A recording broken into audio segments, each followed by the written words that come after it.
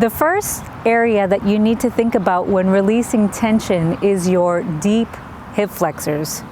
The iliopsoas muscle attaches to the segments of your lumbar spine, which is your low back, courses through the pelvis and into your femur, your thigh bone. And so what the iliopsoas does is it brings your knee to your chest. When you carry tension in your psoas muscle, this muscle is actually really close to your diaphragm, which is another breathing muscle here.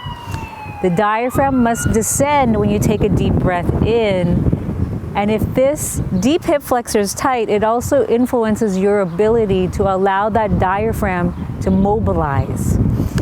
So imagine the front of your pockets towards your belly button is nice and loose. Imagine a waterfall running down it as you're running, allowing your body to propel forward with your deep hip flexors, but not creating any excess tension that would compromise your breath and your alignment.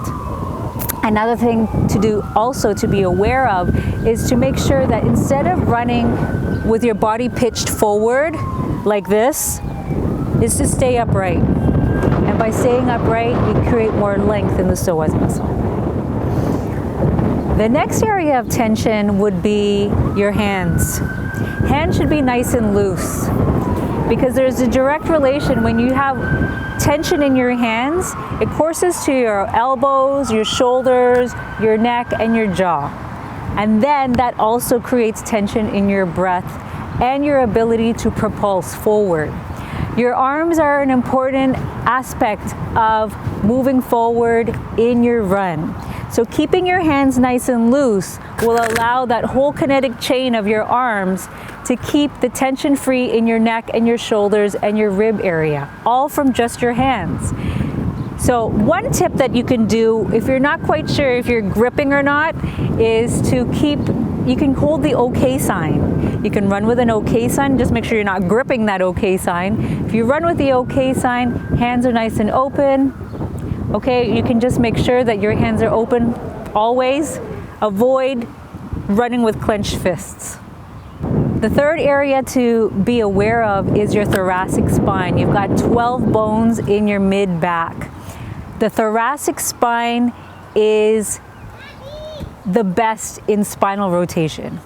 And you need spinal rotation in order for your arms to move freely and for your body to propel forward.